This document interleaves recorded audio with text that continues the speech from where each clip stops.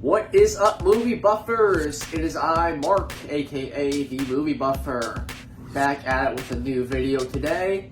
So my Death Wish 3 video did really good, which indicates to me that you guys out there watching quite enjoyed that one. So I figured I would go ahead and just jump on to the next Death Wish movie. Now originally I was going to do Samurai Cop, which I still plan on reviewing that movie eventually on this channel. So definitely stay tuned for that if that's something that you guys are interested in. But I was so stoked after seeing how many views my last Death Wish video got, and plus I genuinely enjoyed making that review as well as rewatching that movie. So I figured I'd go ahead and just skip the other one for now and just go straight back to Death Wish. And boy, am I happy I did, because Death Wish 4 takes it to another level. Starring none other than the creep killer himself, Charles Bronson, Death Wish 4 continues the story and saga of Paul Kersey and his adventures on becoming a vigilante. The movie would once again be produced and distributed by both MGM Studios as well as Canon Pictures. However, it would have a different director this time around. Will he be able to bring us the same over-the-top cheesy bloodbath that Death Wish 3 did? Let's get into the video and find out, but first, before we do so, don't forget to check out that Patreon, guys. I'm going to post a link in the description below. It's an excellent way to support the channel and allow me to keep bringing more content for you guys here on YouTube as well. So definitely go take a look at that. Make sure to like, comment, subscribe, hit that bell so you don't miss any more fun here on the Movie Buffer. And without further ado, guys, let's go ahead and dive into the video. Sadly, Michael Winner would not direct this time around. But that's okay, because we've got Jet Lee Thompson directing. And I know what you're thinking. This guy's got some big shoes to fill. But it's alright, I've got faith in our new director.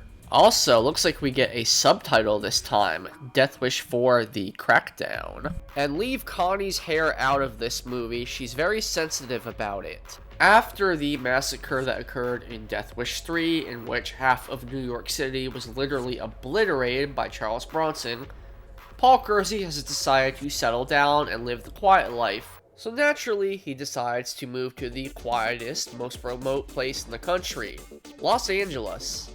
The movie opens up with this random woman in a parking garage walking to her car. Upon closing the door, she looks across the parking garage and sees first one hooded figure watching her, then two, and then all of a sudden three. She tries to start her car, but the engine's dead. After looking up a second time, she notices the figures have all of a sudden disappeared.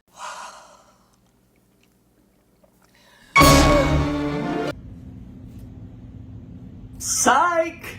And I guess these creeps are new and improved, since apparently they can teleport.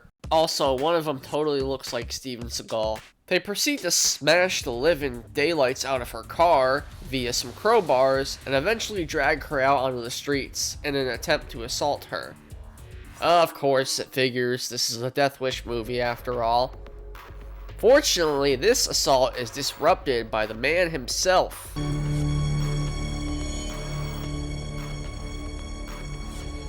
Who the fuck are you?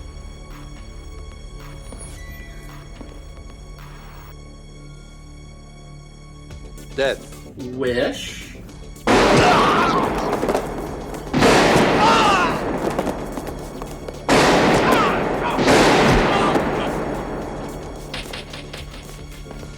So to me, it almost feels like at this point in the franchise, like Kersey's character has just gone full vigilante and is basically just going rogue at this point. There's no longer a need for a revenge plot. I mean, I can understand why after doing that same formula 3 times, maybe the concept would get stale. So in order to keep things fresh, they needed to kind of switch it up a little bit. I mean, at this point, he's pretty much become Batman, waiting for a crime to happen and swooping in just in the nick of time to save whoever's in trouble. Please.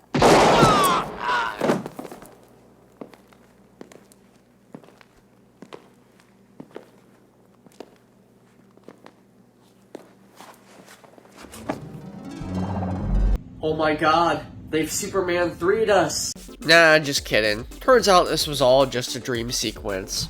Well, way to blue ball me, movie. And looks like he's got a new lady too. Sure hope nothing bad happens to her. But you know, in all seriousness, I can honestly say I'm very happy for Paul at this point. I mean, it's the very least this movie could do for him after the previous 3 films. After all, he's got a whole new family here, a new girlfriend, hopefully soon to be wife, and let's not forget his stepdaughter Erica, whom I'm sure is going to remain completely unharmed throughout the duration of this movie. But uh-oh, looks like she's fallen in with the wrong crowd already as Paul's spidey sense immediately starts tingling. Or I guess you would call it his creep sense. So Erica and her deadbeat boyfriend go to the arcade to meet up with JoJo and the gang. They might not be cool in the gang, but these guys sure do know how to party. Thank you very much. Figure we go to movies and maybe have... Erica, I got some special gifts for you. Don't know if I'd be accepting gifts from a guy who looks like Mike Tyson crossed with Bill Cosby. I mean, does this face really scream trustworthy to you guys? Just enough for you, so don't be telling your boyfriend. Yeah, sure.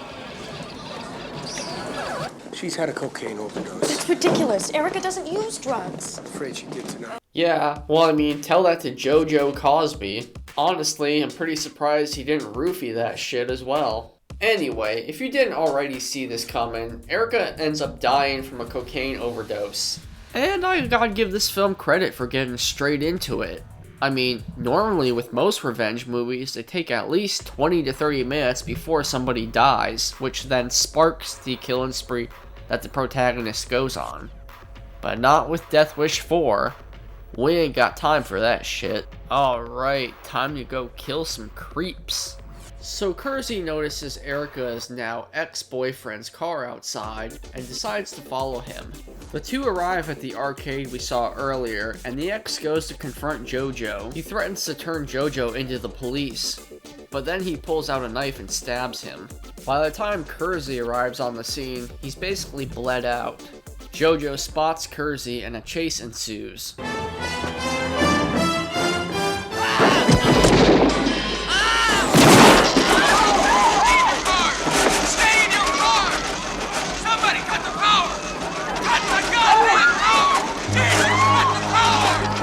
Yeah, this is your brain on drugs, and this is your brain when you've been turned into a fucking french fry.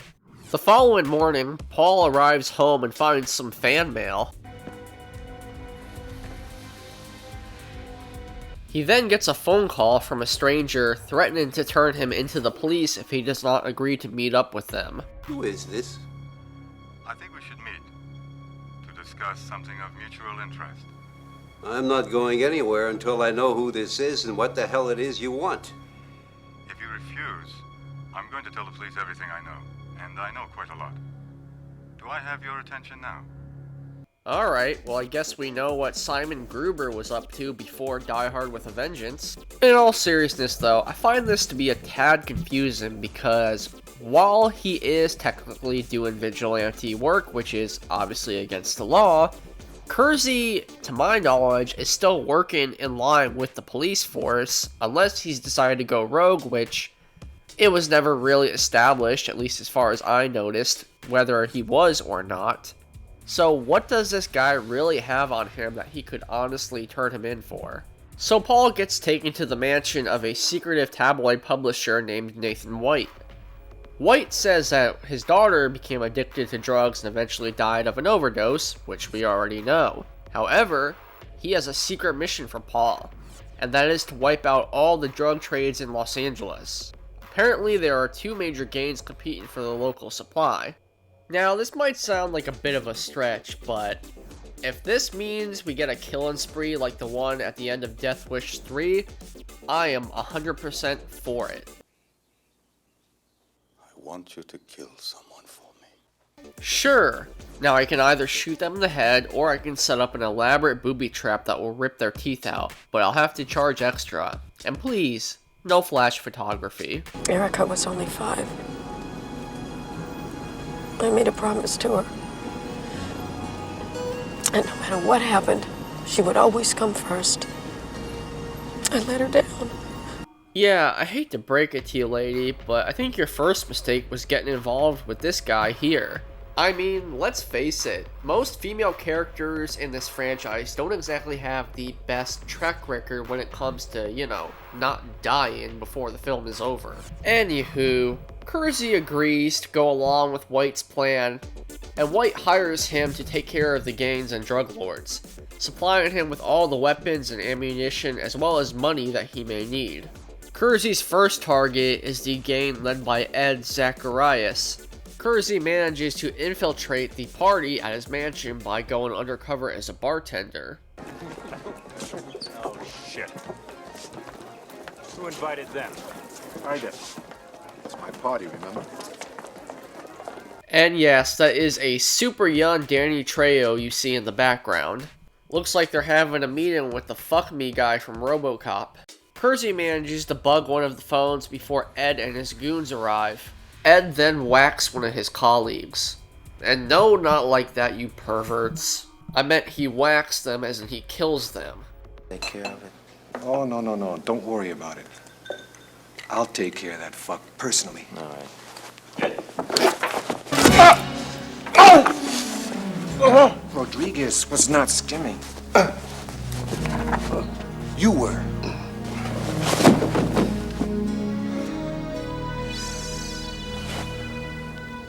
Like I said, I don't like trouble.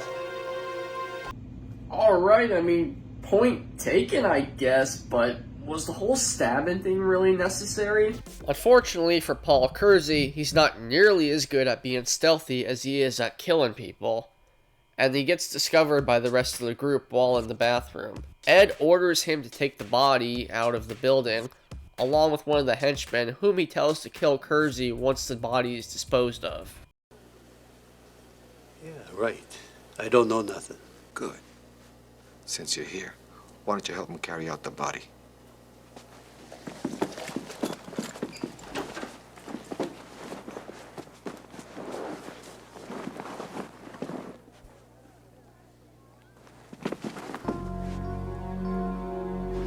Yeah, way to be subtle, guys. And I understand he's a mob boss with a lot of muscle and power, but you've had to have heard of Kersey and the reputation that he has at this point in the series, so you probably are better off sending more than one freaking henchman to kill him. I mean, it's not like he could just kill this one guy and then escape.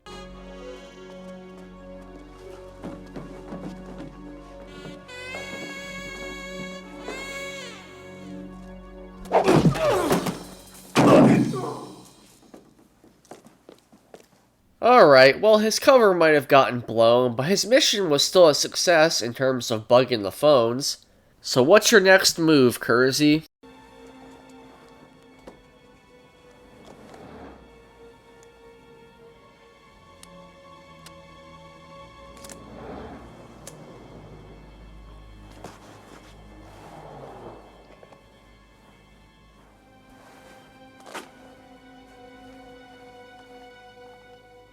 Huh. Bottle bombs, eh? Well, I'll give him points for creativity. And okay, look, Kersey, I wasn't exactly a huge fan of Machete either, but this is going a little bit far. I never forget a thing. What the hell?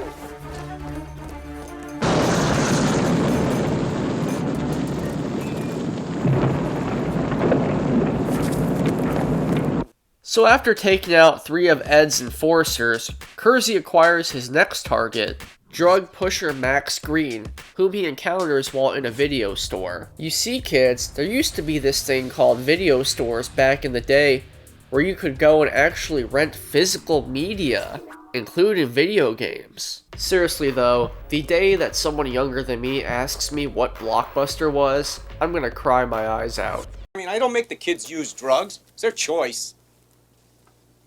You don't do it, someone else will? That's right. No, that's exactly right.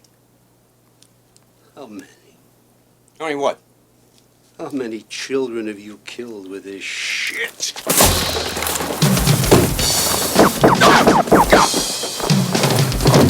Heh, to hell with dare and public service announcements, just hire this guy. Kersey then acquires his next target, Frank Boggs, who is the hitman for one of the other gang members that was mentioned earlier. Paul manages to track him down in his high-rise condo and take him out. What the fuck are you doing here? I was making a sandwich. Hey, that's exactly how I make sandwiches.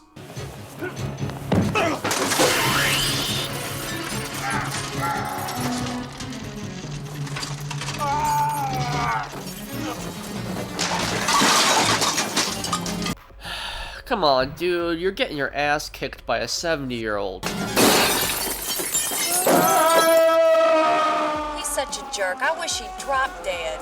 Okay, but can I turn into a dummy first? Sometime later, Paul ends up in San Pedro, where he visits a local fisherman wharf which acts as a front for Ed's drug operations. Despite not having any PPE or name tag of any sort, Paul manages to sneak into this factory without anybody noticing him. Not to mention the large box he's carrying with him that is not going to raise any questions of any sort, it seems. Hey! Where do you think you're going? What the hell are you doing here? What section you in? I don't know. I was just hired. What's your name? Name is Kimball.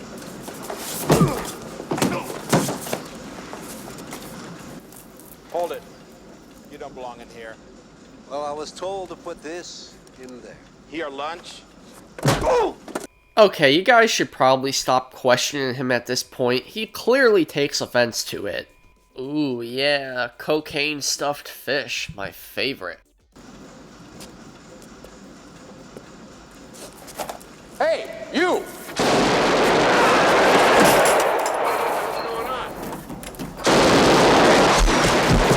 No, not the trout!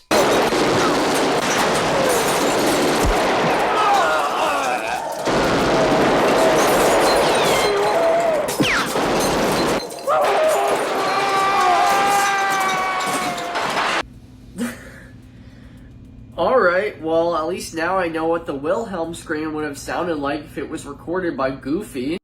So Kersey sets off a bomb which destroys the majority of the factory and the drugs, and then beats a hasty retreat.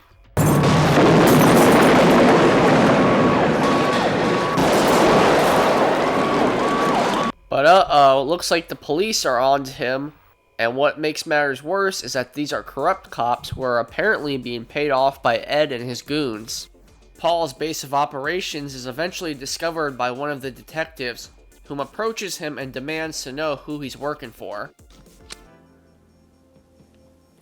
It can be very, very nasty if I want it to be.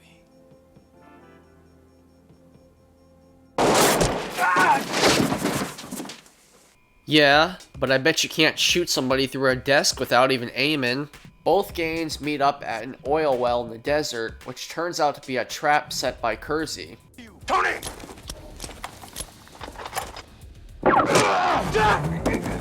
It's a setup!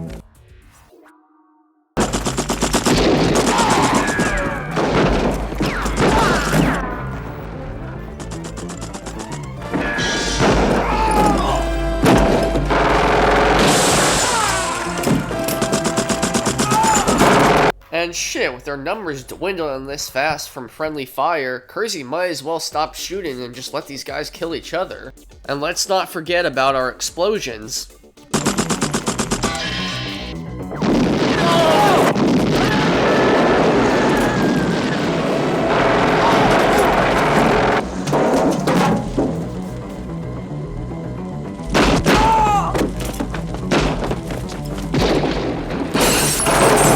During all of the chaos, Kersey manages to shoot Ed in the leg, wounding him.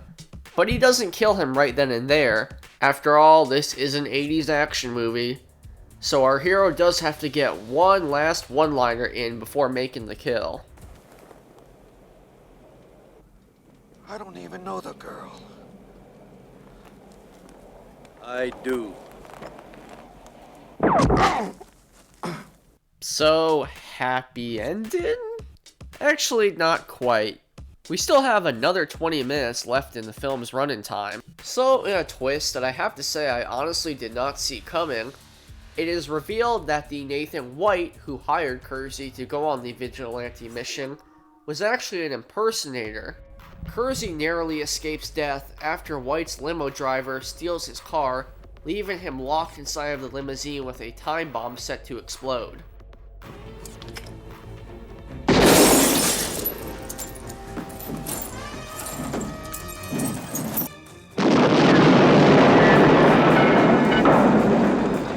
Understandably very pissed off, Paul arrives back at the mansion to find a stranger who claims to be the real Nathan White. Here it is revealed that the man who originally hired Paul was actually a third drug lord who was using him as a means to eliminate his competition.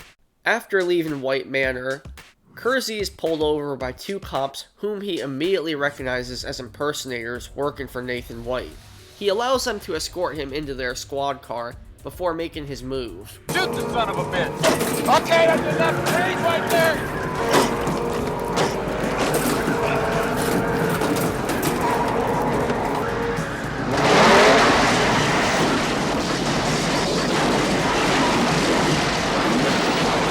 Tis but a scratch. Anyway, Kersey walks away from the accident with barely a scratch on him, and proceeds to set out to kill the impersonator. After discovering that Kersey is alive and well and coming for him, the Nathan White impersonator orders his goons to kidnap Karen. Yeah, I kind of forgot about her character as well. She was only in about 1 or 2 scenes at the very start of the film, and it's been at least an hour since we've seen her.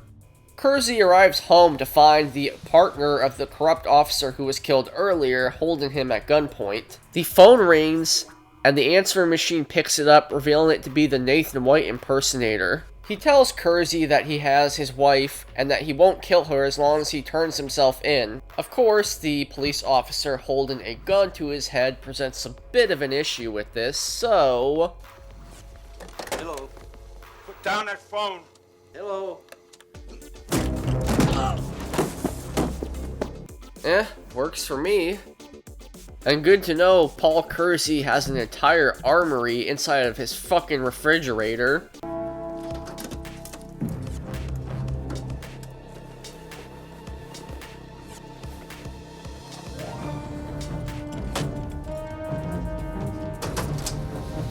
Paul arrives at the parking garage of the building he's supposed to meet the group, but they're not taking any chances.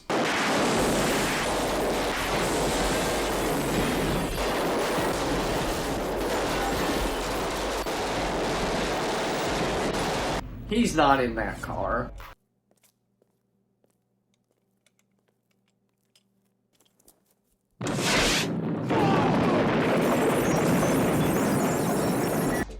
After obliterating the fuck out of the majority of his henchmen, White and his last goon, along with Kersey, end up on a skating rink, which eventually leads them to the arcade from the beginning of the film. This is pretty much where we get our final showdown of the movie. It's not nearly as big of a spectacle as the third movie's climax, nor is the body count nearly as high, but it still makes for a rather entertaining action sequence, with some nice shootout sequences, as well as some practical blood squibs.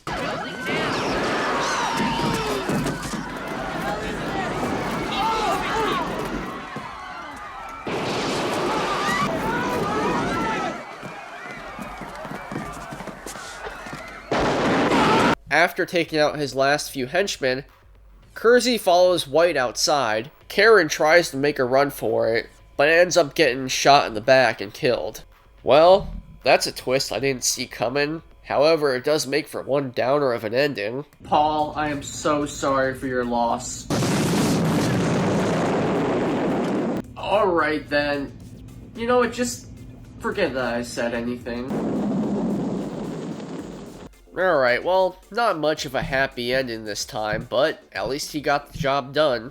So, ladies and gentlemen, that was Death Wish 4, The Crackdown. And well, it was still fun, but not nearly as fun as Death Wish 3. At the end of the day, it's, again, another fun, schlocky 80s action movie, full of cheesy one-liners, Over-the-top villains, over-the-top action, explosions, and practical blood squibs. It's not a movie you watch expecting Oscar-worthy dialogue, or even a storyline that's really gonna move you that deeply. But if you've watched any of the movies I've reviewed on this channel, or any of the movies in this particular franchise, then you know that that's not really what we look for in this type of film. So the question to be asked at the end of the day really is, was the film entertaining?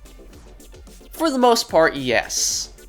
Like I said, there are a lot of fun action sequences, though it does feel like this one had a little bit more of a build-up than the third movie did.